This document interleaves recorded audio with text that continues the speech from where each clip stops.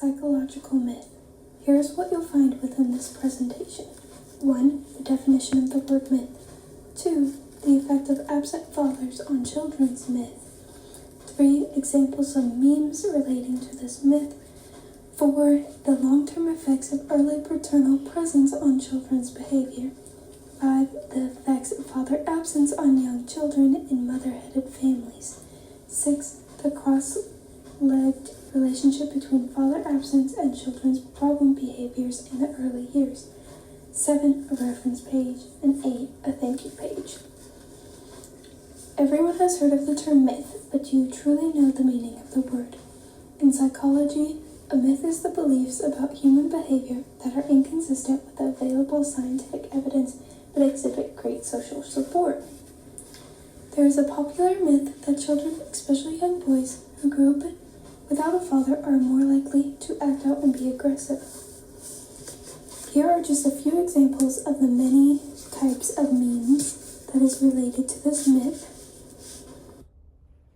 In the first article, Greg and the other authors explored the relationship between absent fathers and behavioral functioning in adolescence. Using the Auckland Birthweight Collaborative ABC study, they examined the amount of paternal presence children experience during the first 11 years of their life and effect that it had on their life. The study followed 1,714 infants in life, checking in at 1 year, 3.5 years, 7 years, and finally at 11 years. Over the course of the 11 years, some of the mothers did not check in, resulting in a final result of 606 participants. After controlling for potential confounds, children whose fathers were minimally present were twice as likely to report clinically significant behavioral difficulties as those whose fathers were present throughout childhood. Those whose fathers were present for early childhood exhibited no significant differences in their behavior at 11 years of age when compared to the peers of the fathers remained present.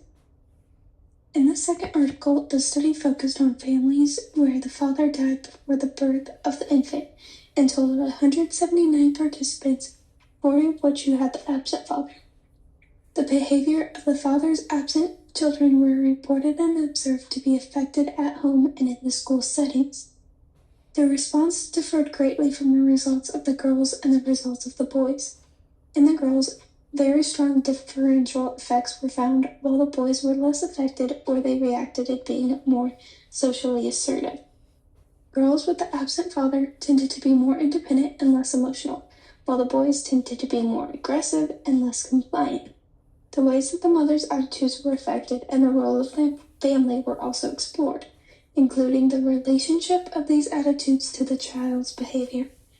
The study found out that the older the children is, when the father first becomes absent, is less likely to be affected, while the opposite is affected at a higher degree.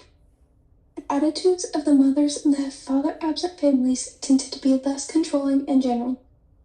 The differential father-absent effects for boys and girls stem from the fact that the father-absent girls still have a parent in their own sex as a model.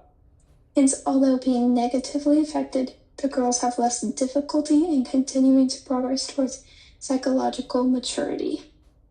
In the third article, the study will model the cross-linked relationship between father absence and child problem behaviors, using the data from the UK Millennium Cohort study with children the age of 3, 5, and 7 years old.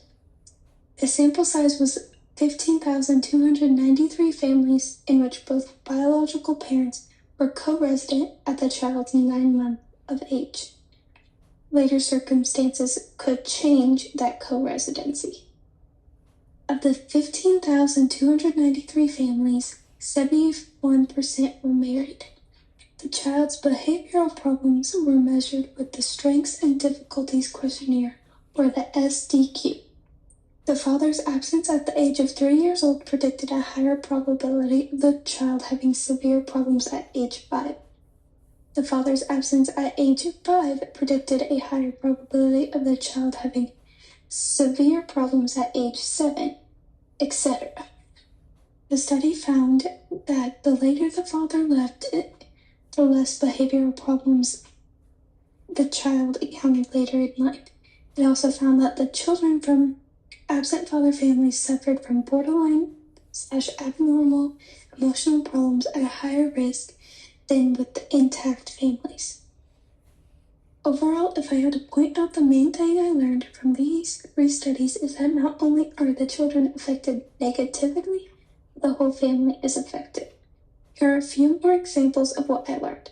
Girls tend to be more independent and less emotional. Boys tend to be more aggressive and non-compliant. And the mothers tend to be less controlling. Thank you for watching my presentation.